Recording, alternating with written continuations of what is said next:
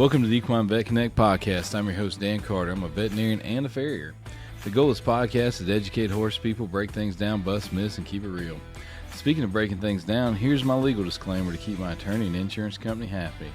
While I am a vet, I may not be your vet. Contact them before trying anything you hear on this podcast. Remember, just because you watched it on YouTube or heard it on a podcast does not mean you can do it. Please use common sense. Welcome back to the Equine Vet Connect Podcast. I'm Dan Carter here at Countryside Equine Hospital. Got Dr. Tori Martin with me today. How are you this morning? Doing well. Excited to dive in. Yeah, it's gonna be an interesting podcast. Our listeners have been asking for this one for, I think, since we started doing the podcast. It's probably been one of our number one most requested topics. So we're going to dig into Lasix and exercise-induced pulmonary hemorrhage, also known as EIPH. Mm-hmm. So a little bit of background. This occurs in horses at speed. We mostly see it in racehorses, barrel horses, but it can also be seen. We just had one the other day that occurred in a pasture. It was hot. Horse was running really, really hard. This actually happened. So it's not just if your horse is racing. Well, and that horse was even a little bit older and had never had this happen before. So Correct. It's things that we're seeing across a wide range of horses in different phases of their life, too. Yeah, I could even make a case. I haven't seen it in a jumper yet, but depending on conditions, it could maybe even happen there. But, it occurs at speed. So what actually happens is the pressure inside the lungs. Two things affect pressure inside the lungs. One is actual blood pressure itself. That's the blood being pumped to the lungs through the circulatory system. Mm-hmm. The other is the air pressure. So when you take really big, deep breaths. So if you have an increase in blood pressure and then an increase in pulmonary pressure from taking really big, deep breaths, you can actually rupture the little alveolus, the little air sacs inside the lungs where gas exchange occurs, and you'll get bleeding into the lungs. Yeah, the little capillary beds. Yep. So it can be a real issue, very, very common in racehorses.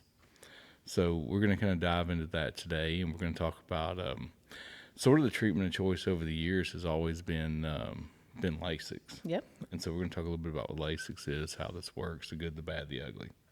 So Which Lasix is a pretty cool drug, furosemide. Lasix being the brand name, but it's gonna be quite. Like I've learned a lot on this deal so far. So, an interesting story. I always like to say this. I don't know if we can put this on the podcast or not, but there's an old saying: "I got to pee like a racehorse." Yep. So where that comes from is racehorses that get Lasix. So, it's like 90 to 92% of American racing thoroughbreds receive Lasix, and there's about 400,000 doses a year. Yep. It is a lot. Yeah. And basically, one of the side effects is you pee a lot when you're on Lasix. Yep. So if you ever use that saying, this is where it came from.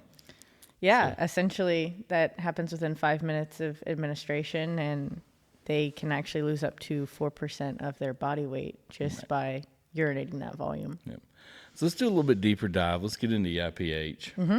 Let's talk about what all factors are at play that cause the pulmonary pressure and the blood pressure to rise. Yeah. So, when we're talking about a horse at speed, obviously there's going to be a demand for blood flow to our muscles, and there's going to be a demand for oxygen. So our lungs are going to be working hard, and our cardiac output is going to be a lot higher in terms of pumping that blood to the different systems in the body that are working and needing that kind of energy load that we're getting from our bloodstream. So we're going to have not only an increase in that systemic blood pressure, like we talked about as being a component, but then we're also going to be increasing that pressure in the lungs because of the demand for oxygen to our different tissues, especially our muscles in that sense. It's kind of crazy. If you ever put a heart monitor on a horse and put them in exercise, at rest, a horse's heart rate is like 30 to 40 beats per minute. Right. When these horses are really exercising, it's pushing like 250. Like, it is incredible how fast their heart beats. And then the other part is when you listen to these horses after a hard workout, you can actually put your hand on their chest. You can feel their heart beating. Right. You can almost see it. Like, it is working that hard. Yeah. And I mean, it is a massive amount of cardiac output. For sure. You couple that with, so you got more blood being pumped out of the heart, plus you starting to get some vasoconstriction or making the blood vessels smaller. And the increase in blood pressure is significant. I mean, it is a huge increase. And it's no different than in people. It's no different than any other animal. Like, you really start exercising, that blood pressure is going to go up while you're exercising. For sure. So, and like I said, then you talk about those little alveolus. We're talking about one cell layer thick. And that's going to be where oxygen crosses into the bloodstream, and that's going to be where CO2 crosses out. Right. So we're talking about one cell thick, and we're talking about this blood pressure going through the roof. Bleeding is, like, I'm amazed it doesn't happen more often. No, that's fair, because we're talking about these tiny little capillaries too. Tiny. Like, these are not our big vessels. These are our very small little capillaries that have this high intense pressure behind them. And then, to your point, are, this very thin wall, in terms of, because we need that thin wall to have our diffusion of our oxygen so that we can use it. Yep. And so then we start talking about, like you said, that increase in respiratory rate. I mean, the respiratory rate in these horses goes up tremendously. No different than in us. I mean, you watch somebody that just finished a sprint or just finished a run. That respiratory rate's up. Oh, I've been that person too. It's worse now. Yeah. It was better when I was younger, but I mean, used to I could go a lot longer distance. Yeah. Now I'm like just hustling out to the truck, and I'm like, ooh, deep breath. yeah, fat and out of shape here. And you think about when that happens, the pressure inside the lungs from air pressure increases. So it's really a perfect storm. So if you think about that one single layer there in the alveolus, you've got this huge amount of blood pressure on one side of it, the capillary, and you get a huge amount of air pressure on the other side. And it's almost like when an unstoppable force meets an immovable object. Something's got to give here. Yeah. And unfortunately, that's usually the wall of that alveolus. Right. And we get some hemorrhage into the lungs. Yep. So. And that it can be of varying grades too. I do believe there is actually a grading scale based on how much distance in the trachea you see that has actual blood presence. But it can be even just a little bit of bleeding can affect their performance significantly. And then you have your higher grade bleeders that obviously, like, those are the ones that oftentimes you actually see blood coming from their nostril and things of that nature. But even if you don't see it coming from their nostril, they can still have low grade bleeding. Right. And that's an important thing because, some of these you like to see the blood from the nostril. Right. Some of them you have to put a scope in and go look inside the trachea. Right. Others, the only way we find it is if we do either a transtracheal wash or a BAL. Right. And we find a little cell called a hemosiderophage, which is a macrophage that's helping clean up any red blood cells. And that'd be a real low-grade bleeder. Right. But all those can have a huge effect. So, obviously, when this happens, one, it's going to affect performance. Two, it's going to increase our risk of respiratory infections. So, we're not going to get into what to do if you had a bleeder today. We're going to, like I said, we're focusing mainly on the Lasix aspect because if we can prevent this, it is way better than having to treat it. I feel like we like to say that with most things in medicine. Yes, yes. If we can prevent it, let's start there. Let's do that. What's that old saying? An ounce of prevention's worth a pound of cure. Something along those lines. Yeah. I think it's an ounce of prevention is worth a pound of cure. So one of the things, and it's been around forever, and it's probably been one of the more effective ones and mostly used is Lasix. So let's talk a little bit about Lasix and furosemide, what it does, how it works. Let's start with our big overall effect. Right. Let's talk about the main reason we use this medication. Yeah. So essentially, furosemide is a loop diuretic. And diuretic essentially means that we're increasing our urine output, which is then reducing systemic blood volume. And the way that we do this as a loop diuretic is in that loop of Henle. So I mean, you want me to go ahead and deep dive into to Henle, or? We can do a little bit. I mean, we're talking about loop of Henle. It's part of the kidney. Right. So at the level of the kidney, you have a lot of exchange of different ions, and then you have certain outputs. So in the loop of Henle, essentially, we are reabsorbing our sodium, our potassium, and our chloride. This is in that thick ascending loop, which is kind of the second portion of loop of Henle. Well, let's start here. Like, I think first we need to understand, like, the beauty of the kidney, right? I love the kidney. You're going to nerd out on the kidney? I'm going to nerd out for a minute, so we're there. Fine. Go for it. But, we start out, like, in the filtering mechanism, which is the glomerulus. Right. And it just filters everything. Right. It filters everything. And so all your sodiums, your potassiums, all the bad stuff is all filtered out. Right. And the loop of Henle is what's like, well, wait a minute. Bring it back. Hold Let's keep on. some of this good stuff. I need some sodium. I need some potassium. I need some right. calcium.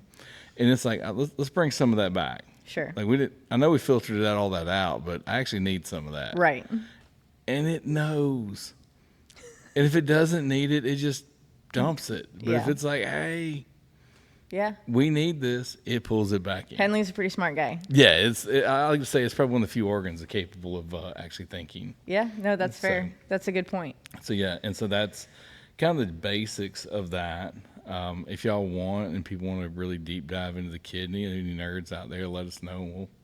We'll deep dive a kidney. After last night, I could get excited about the kidney. Kidney's pretty cool. I didn't used to get excited about the kidney, but having to prepare for, the details of the mechanism of furosemide, I stayed up a little too late last night. Yeah, kidneys are cool. Kidneys are cool.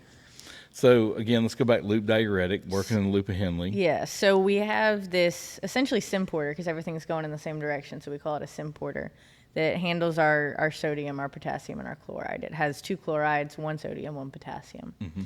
And furosemide actually inhibits this symporter. So when we don't draw that all of those ions back into the cell, and we leave it in that lumen, which is where our urine is created and excreted from, then we're going to have essentially water follows, especially with sodium. That's what we say in a lot of body systems is where sodium goes, so will water. Yep.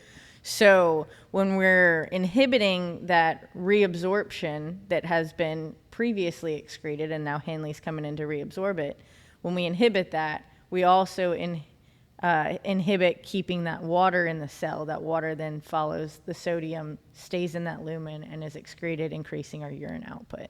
So, like, the way I like to think about it is I've filtered all this stuff out. Mm-hmm. I've got a pump in there that says, hey, I need some more of this. So it pumps the sodium, potassium, chloride. It does that exchange. Right. And what I like to say is Lasix, it shuts the pump off. Mm-hmm. It's like the light switch. It just like turns the pump off. It's a switch on a pump. Yep. Don't work anymore. Yeah, and it actually does that by blocking one of the chloride receptors on that. It's pretty cool. And it just says, okay, nope, we can't do our job. Nope. We're done. We're not here today. We didn't show up for work. Yep. Pump's shut off. We're done. Call the maintenance guy. Pump's not working. Turn it off. And like you said, water is then going to follow it, which is why urine output increases in these horses. Mm-hmm. So. And one thing that I found interesting just to note is furosemide is protein bound. So it's 95% bound to albumin. Mm-hmm. So we actually need our transporter earlier in that kidney to actually get it to where it's able to do its job here in the loop of Henle. So that's going to be our organic anion transporter, or they call it OAT1, is going to be how we actually get our furosemide in. And then about 50% of the furosemide that we get in is what's actually acting on those pumps. We're excreting about 85% from the kidney. And we are metabolizing about 50% in the kidney of what actually gets there. Makes sense. So again, what that's going to basically lead to, more urine output, more water output, which is going to I hate to use the word dehydrate because we're not getting to a physiologic, we're not getting to an area where dehydration is a concern. Right. But we are decreasing the amount of blood. Yeah. In the equine internal medicine textbook that has a chapter on EIPH, they're actually showing from different studies that we're changing the plasma volume by about 13%. even though we're changing our body weight by about 4%. So that change is allowing us to actually reduce the pressure in those pulmonary arteries, not necessarily the capillaries specifically, but the pulmonary arteries by 10 millimeters of mercury, which is significant enough that we're then seeing these effects in terms of post-race scopes on horses that previously are bleeders, and then we're not seeing the bleeding after administering the Lasix. The way I like to look at things is like if you got a water hose Yeah, and you're putting a lot of water in the water hose has a higher pressure. right. If you decrease the amount of water in the water hose, pressure goes down. Exactly. So if you've got a lot of pressure going through a system, you can either A, make the pipe bigger so there's less pressure, or B, reduce the amount of water in the pipe, and that will also decrease your pressure. Right. And so that's basically what we're doing here is we're decreasing the amount of water in the system, therefore decreasing our pressure. So if we go back to the lungs, when we get to those capillaries, the pressure at that capillary bed in the lungs is lower, Right. reducing our risk. Right. Because we can't really change air volume. No, and Like- they need that. They need that because we need to get that exchange of Right. oxygen. We need that CO2 out. We need the oxygen in. And there's not much we can do to change the air pressure. Right. However, if we give Lasix, we can actually decrease that blood pressure at the capillary beds. So, And you're not reducing your red blood cells that are carrying that oxygen, so we allow it to still perform well. correct. We're just getting rid of some of the fluid, and it's temporary. Lasix lasts about 4 to 6 hours. Yep. Although the research really past 4 hours is a lot more limited than in those first 4 hours. In people, they look at it over a longer period of time, and it seems to be out 6 hours. horses, because we're usually doing one-time dosage of these pre-race. Right. You're about 4 hours. And then to your point about making the water hose bigger, there is actually a component of vasodilation with furosemide as well, because it's stimulating some prostaglandins, which are then contributing to vasodilation. So they actually do that at the level of the kidney as well. That's pretty cool. I actually did not know that. Yeah, no, it So, stimulates the production of prostaglandins. Nice. So we get some vasodilatory effects as well. So we're making the pipe bigger, and we're decreasing the amount of volume in the pump or volume in the system, Right. and we're reducing that blood pressure. They actually use this in people. That's one of the things they use with high blood pressure in people is Yes. using these loop diuretics. If you know anybody on any congestive failure or any kind of a heart issue, a lot of them are on some type of a diuretic. There's a whole host of them, Oh, yeah. but Lasix is the one we use the most. So typical dose of Lasix in a racehorse? Yeah, so in the racehorse, they actually are putting like caps on the dose. I think now the cap is 250 milligrams. It used to be 500 It was milligrams. 500, and now I believe it's 250. Right. And that's coming out of some of the studies are showing 250 milligrams and 500 milligrams. They're really doing about the same work. Right. The 250 has a few less side effects, which we're gonna dive into that. Like, there's a lot of great things about Lasix. This is how it works, and so you're like, hey, this is great. I'm going to give Lasix. My horse is not going to bleed when it runs. Right. This is fantastic. They're like, what more could I want? Well, there's some downsides to this. Especially, and everything with Lasix that's been studied, everything's dose dependent. Yes. So on a lower dose, we're having more mild changes, and then as we get higher in our dose, we're seeing a lot more of the good to a certain point, and then the bad as we get too high in our doses. So I'm just going to hit a quick high-level overview, and then we're going to dive into why this happens. Sure. So there was actually a study done back in, I think it was 2010. It was done down in South Africa, and I want to say it had, a significant number of racehorses, maybe 2,000 racehorses, almost 2,000 racehorses in it. And they looked at horses that were confirmed bleeders, and they looked at horses that were not bleeders, that did not have EIPH. And what they actually found was horses with EIPH performed better when treated with Lasix Right. than when they weren't. However, horses on Lasix did not run as well as those that did not receive Lasix. So, and then the other part of that was if the horse did not need Lasix and was given Lasix, its performance would actually decrease. Right. So when you really look at it, I would call Lasix one of those necessary evils if you're a bleeder. but you're not getting you're not getting an increase in performance in that you're not going to be better. Right. Does that make sense? Right. Yeah, and that was a big concern in terms of the racing industry, especially in thoroughbreds here in the States, is we don't want to give a performance enhancing drug. Correct. So, And like I said, if your horse is a bleeder, it will help it perform better. But your horse will not, or the study showed that horses with Lasix did not perform as well as those Right. that did not have Lasix. right. So again, I have this question all the time. I don't want him to bleed. Should I just go ahead and start him on Lasix? No. And the answer is No. no, because you're going to decrease performance. Yeah, I hate to say it, but you got to at least bleed once. You got to prove to me that you need it. I say the same thing all the time. Prove to me you need it, because I don't believe it's a preventative. And like I said, your horse will not run as well on Lasix as it will off of Lasix. However, if it needs Lasix because it's bled, it will perform better. Well, and I think that people have this fear of their horse bleeding. And rightfully so. And I get it's it. like you always like to say, like, if you don't need it, medicine's essentially poison. Yes. And the way I see it, if a horse is going to bleed, we're going to rest them for a period of time, usually a couple weeks. But that's 2 weeks. Let's call it 4 weeks out of your normal performance and all of that, because you got to gear them back up after that and take your time with it. Where if you're giving this horse Lasix that doesn't need it, you're underperforming for multiple months potentially without even realizing you're doing it. So you're actually 100%. doing a disservice. I know it's scary to, my horse might have to rest and miss these big shows and things, but we don't know that they're going to bleed to begin with, and we could actually be underperforming for a much longer period of time by prophylactically treating for something we don't know is there. Yes, but that was said absolutely perfectly. Absolutely perfectly.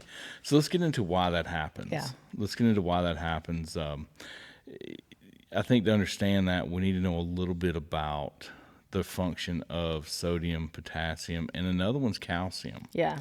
They've actually shown, there was one study that showed that the excretion of calcium is markedly increased in these horses. Yeah, I didn't come across that one, so you'll have more info on that Yeah, one. it continues for days. It's a small little study that was done, and I was hoping somebody would expand on it more. It's only done once, but they were showing a marked decrease in calcium. But Okay.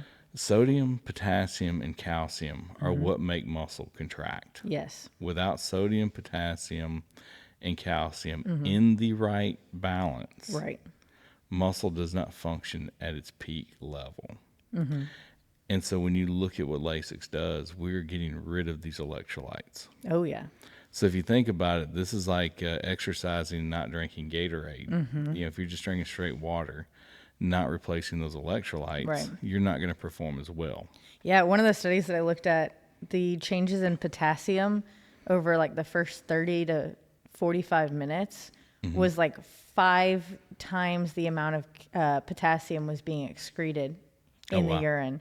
And then at about the 2-hour mark, we're to like about twice the amount, as opposed to like 4 to 5 times the amount. But yeah, that the potassium's probably the biggest change in terms of the actual numbers when it was being tested. Is that one is dramatically increased. And to kind of put that in terms, it's easy to understand. If you think about back when I was playing sports, like you'd start to cramp, the first thing I do is like, get a banana. Yes, Why? Because they're high in potassium. potassium. And so when you're cramping, they're like feeding you a banana. You got to get your potassium up. This is the reason, as much as I hate to say, I don't want to give University of Florida props for anything, but go Dogs. That makes me feel better. Go Tigers. Oh, Lord. Clemson. So if you look, that's the reason they invented Gatorade, Right. was to get those potassium levels up, because we Right. have football players cramping on the field. And so we're going to give Lasix 1 to 2 hours out before running, depending on the route of administration. And like you talked about, we're talking about dumping a massive amount of potassium. Yeah. And so right when you're expected to go perform, your body's short on potassium. Right. Muscle function's not going to be where it needs to be. Right. One of the common things I hear from these horses that are running on Lasix is he just won't fire. Well, yeah. He won't fire because we're lacking the correct electrolytes in order to fire. Yeah, you've got to find the balance of doing enough good to help with the bleeding, but not so much that we're reducing our capacity to perform. Because to your point, it actually can be a bit performance limiting if you're at a high dose. Mm-hmm. And I mean, I found a thesis actually from a guy that really deep dived into the recovery effects of furosemide and some crazy stuff that's happening when we're at high doses, but at appropriate physiologic doses, because this was based off of like the 250 and what we would essentially expect to get from that kind of dosage. It's pretty wild how it can affect muscle recovery as well in these athletes if you're overdosing it. What was he seeing in that? So like what would we consider that physiologic dose, and what kind of doses was he using? So they were looking this was like an in vitro looking at muscle cells, because obviously in performance, when we're pushing our body, our horses are pushing their bodies, same in people and animals, we're breaking down those muscle fibers. And then the rebuild of the muscle fibers is allowing us to be stronger and faster. So he was looking at the different muscle cells and muscle regeneration, because we have what are called satellite cells in our muscles that essentially have yet to be differentiated to go in and repair the parts that have essentially broken down in terms of high performance. So he was looking at it was 10 micrograms per mil, and then comparing that to 100 micrograms per mil. So he was taking it and 10-folding it. And the 10 micrograms per mil came from the concentrations we were seeing in horses that were receiving that 250 milligram dose. 10 micrograms right in that. What we call a normal physiologic dose. Yeah. So he took Let me do this. We talk in milligrams, but a lot of our listeners are dealing in milliliters. Yeah. Lasix is going to be about 50 milligrams per mil, so a 250 milligram dose is going to be about 5 cc's or 5 mLs. Right. That's why we had to take calculus to be a vet, so we can convert mils to cc's. It's a big conversion, which is 1 mil is equal to 1 cc. But sorry, dad joke. Oh, I'm here for it. Go ahead. I'm here for it. All right, so let's get back to it. So we go from physiologic dose to like 10 times a physiologic dose. And what they were seeing is that in these in vitro cells, the amount of your satellite cells were the same. The what's the word I'm looking for? Where these cells were sitting were the same. They were evenly distributed. But the actual satellite cells were halted in their differentiation process, so they couldn't actually get to the state of what we call myogenesis, or the creation of new muscle fibers. So they're still there. They're still where they need to be, but they're not able to actually complete their process to allow for the regrowth of muscle in that area if we're at a higher dose. Now, I would have loved to see if we're in the middle ground, at what point do we see that change? But that was the first study that I could find that had to do with the actual muscle recovery component, because, it's kind of that argument, does it hinder muscle recovery, does it not? And it's showing that at high doses that we're actually truly hindering it from this study that he's done. It'd be interesting to know, like you said, about, all right, we went from 10 to 100. It'd be really interesting to know if we could go in 10 microgram 10, increment. 20, Yeah. The other question I think that hasn't been answered yet is what happens when we're doing repeated doses. Right. In most thoroughbred horses, these horses are running, every 3 to 4 weeks. Mm-hmm. Some running only every 6 weeks. Mm-hmm. But a 3-week, race every 3 weeks is a pretty stout schedule for a racehorse. But when we look at a lot of barrel horses, a lot of EIPH and barrel horses, yes, they're running sometimes 3 days in a row. Yep. There's sometimes at some of these big super shows that may last a week, they could be running 3 to 5 times that week. I think there's even some that they're running more than once in a day. Yes, so there definitely is. And so then you add, we're going to, some horses are running every week. Mm-hmm. Some are running twice a week. And so when you think about that, it'd be really interesting to know the compounding effects. So they look at that in humans. And for this podcast, I did not deep dive into the human repeated dosing, but they use this and they use it for hypertension, again, because we're reducing that blood pressure. They use it in cardiac failure because we need to keep that fluid out of the lungs.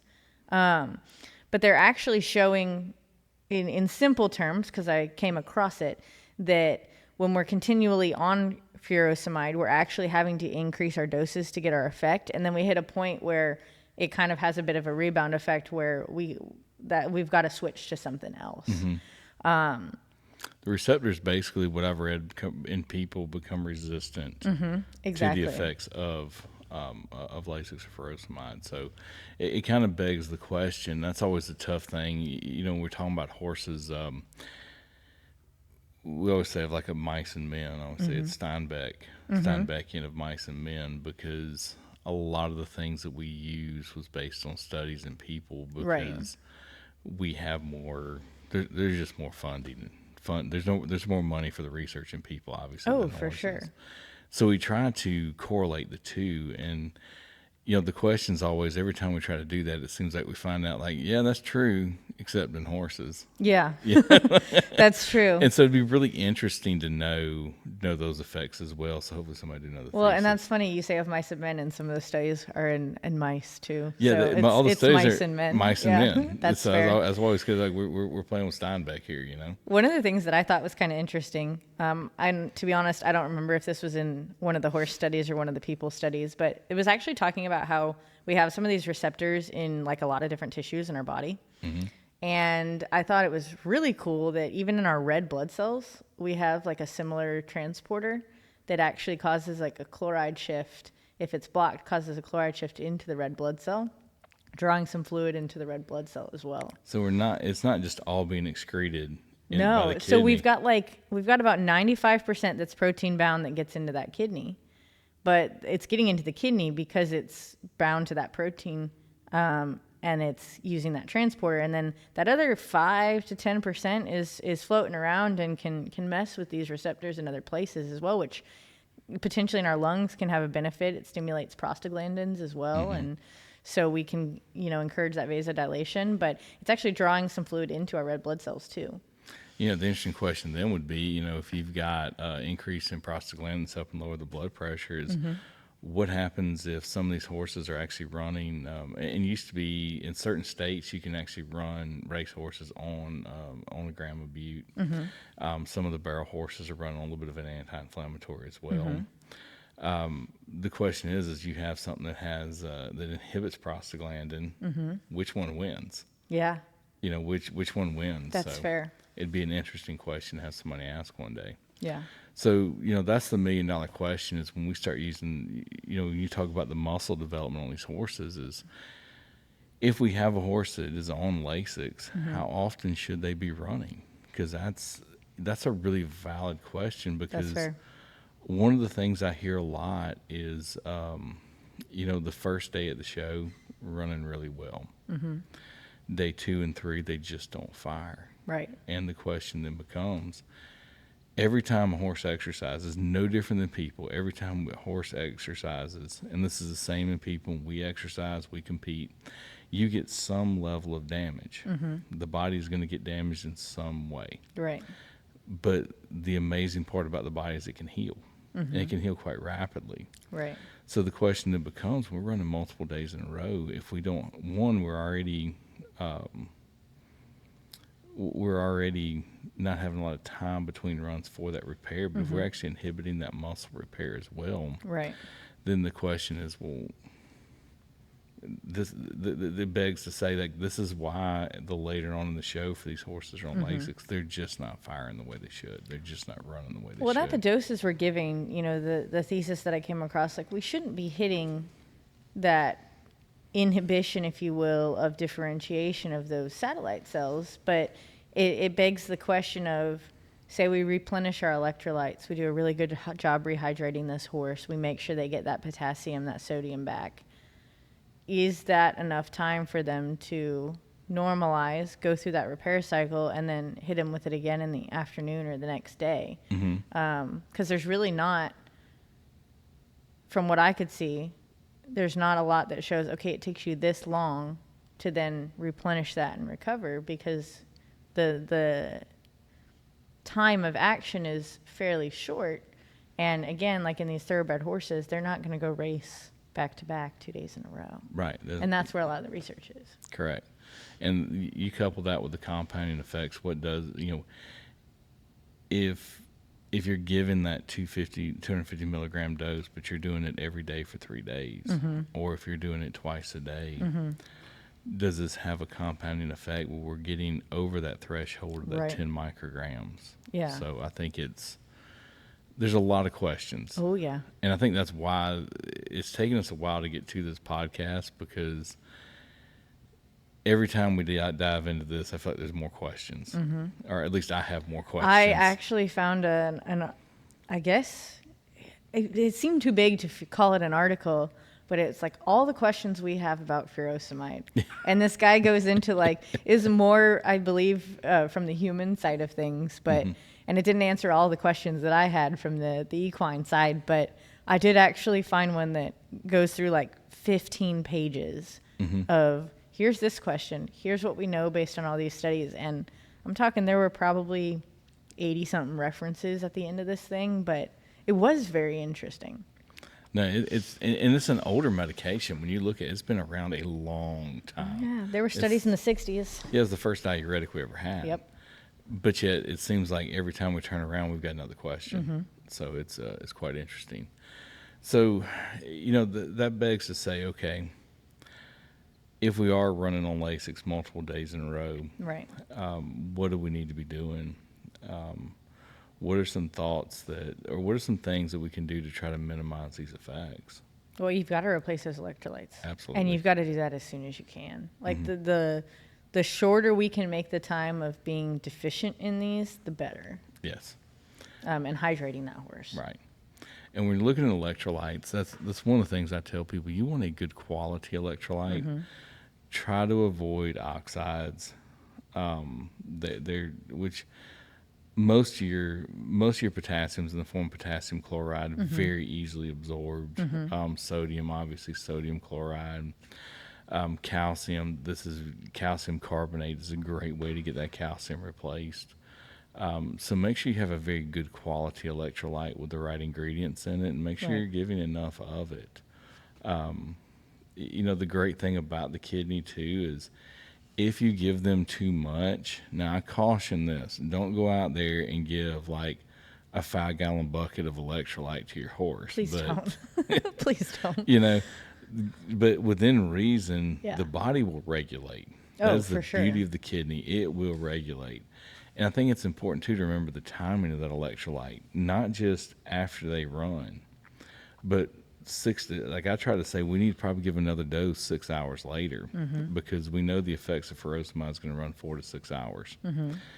Well, if we're giving a ton of electrolyte while furosemide is actively dumping electrolytes, then you're not really giving electrolyte. We're just pushing them through. Yeah. So I do think a dose, you can give a dose during that 4-hour window. Sure.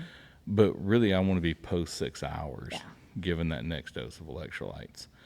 And I'm also a big believer in like using a paste. It's one of the few times I'm like kind of funny about using a paste, because if you put it in the feed, now we're hoping they eat it. Yeah. And hope's not a plan. So let me ask you this one, because I know a lot of people, even since I was young and working in barns, people like give their horse Gatorade. Yeah. You like a Gatorade bucket? You don't like a Gatorade bucket? Give a Gatorade bucket, but let's put this in perspective. You throw, most people are throwing like a cup of Gatorade in the bucket. Yeah. Well, we just drank like a pint to a quart of Gatorade after a really good race, after a really good workout. All right. We're 150, 200 pounds.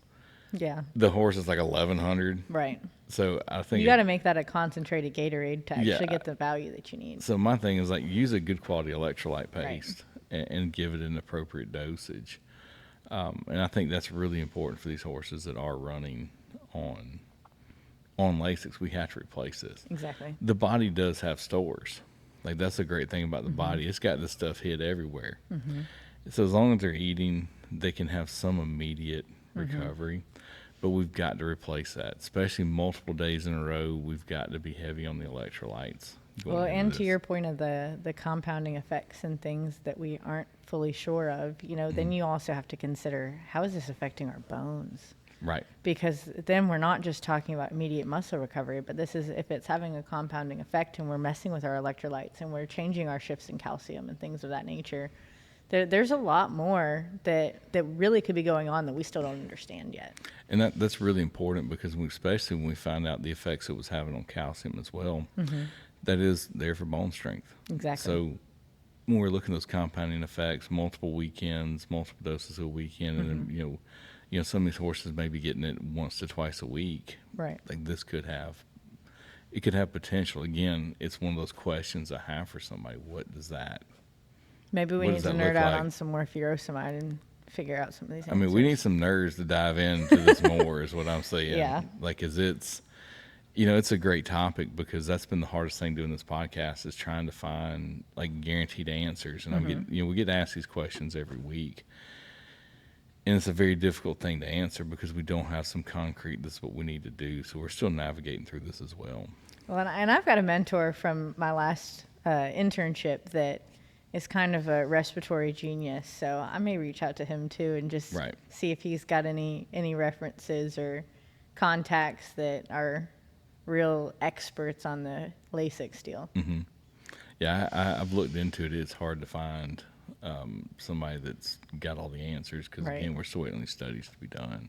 Right. Another question I get asked a lot is like, okay, well, what can I use in place of Lasix? And that's a very difficult thing, because when you start looking, other diuretics don't seem to have the same effect, like the trichloropromazines, acetazolamides.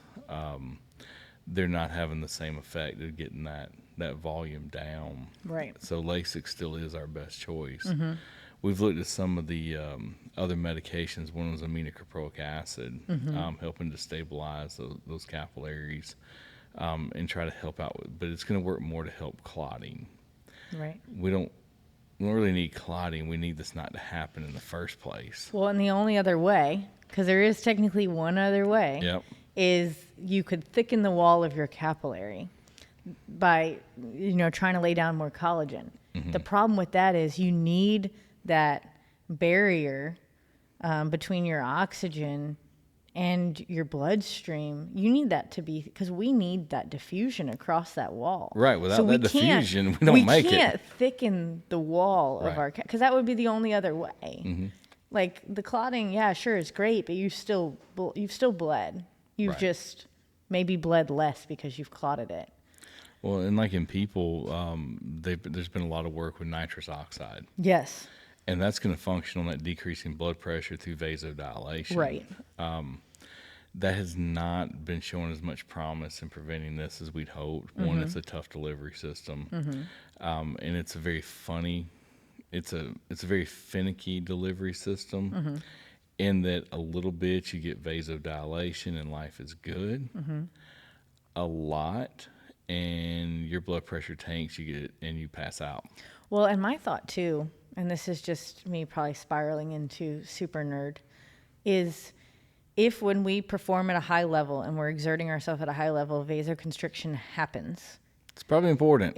We probably need it. So if we vasodilate, like, what does that do to our muscles? Like, let's say we don't pass out. Let's say our blood pressure's fine enough, but we are achieving a lower blood pressure solely through vasodilation. Then are we actually getting blood to where it needs to be? Are we getting too much blood to somewhere that it's going that it doesn't need to be? How are we changing the dynamics of performance and actually having nutrient delivery appropriate to the places that need it during a time of high physical exertion?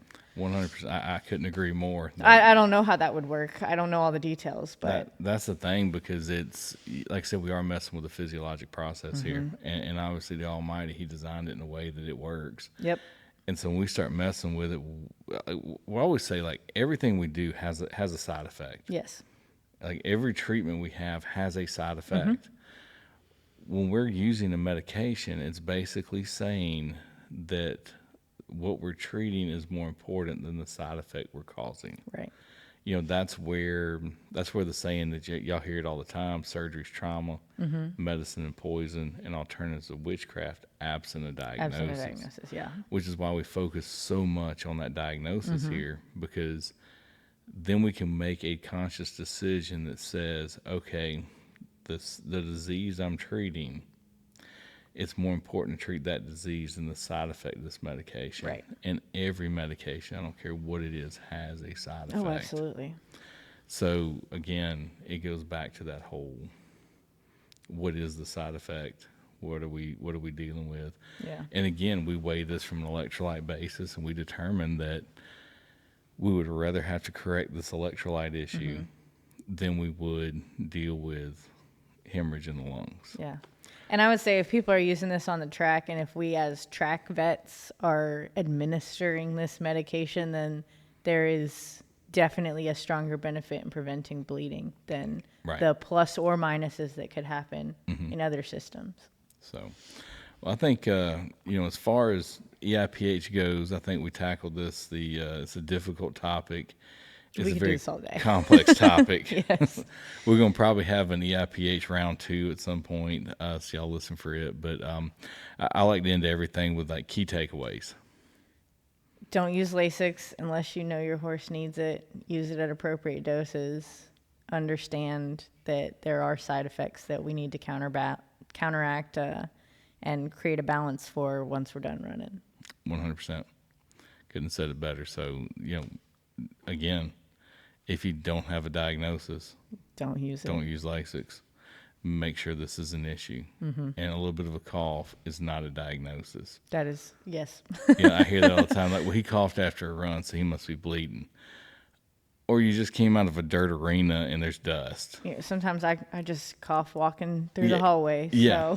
So. So, and again, try to catch it before you actually have blood in the nostril. There's ways that we can do that. So work with your veterinarian, try to get that accurate diagnosis. Pay attention to your dosing. Get a dosage from your vet, use it appropriately. Yes. And then also understand once you give it, is now your responsibility to correct the things that happened. Yeah, we got to replenish that horse after. Yep. So, well, thank y'all for tuning in. Thanks for sending the questions. We really appreciate it. April, thanks for filming this. Casey, thanks for editing and making it sound awesome. Thanks for all our listeners out there. We really, really appreciate it. If y'all got questions, keep sending them in. We've actually started a new thing on the podcast. When you send questions in, we're trying to do some short video answers to them. Just little short, less than 1 minute clips. Because some of these questions that, we get a ton of people asking questions. And the hardest thing in the world is try to come up with a written response. So we're doing little short video clips. So those end up getting linked to the podcast. So if you have a question, maybe go check that link. And under that link, you may get your question answered. If you still have questions, send them in. We're doing our best to get them answered. We're going to keep filming these and hopefully keep changing the horse world one podcast at a time. So. Yeah, keep giving us a reason to nerd out on something new. Yeah, like I always say, I think I have as much fun doing this as I do about anything. It's a lot of fun. I think we all kind of dreaded digging into the Lasix, but I got really into it last night. I'm not going to lie. It's and like this week I've been having fun with it. It's like that whole thing because it's such a big topic. You're like, where do you start? And then when you start, you're like, oh man, I just ended up in a rabbit hole and it's 2:00 in the morning. It's kind of like a roller coaster. Like it's a little overwhelming and then you're on it and you're like, wow, this is the coolest thing I've ever done. Exactly. Yeah. It's being a nerd's great. So kids, if you're listening, be a nerd. It's pretty awesome. Science is pretty cool. Yeah, it's pretty awesome. So thanks again for tuning in. We look forward to seeing y'all next week. Take care.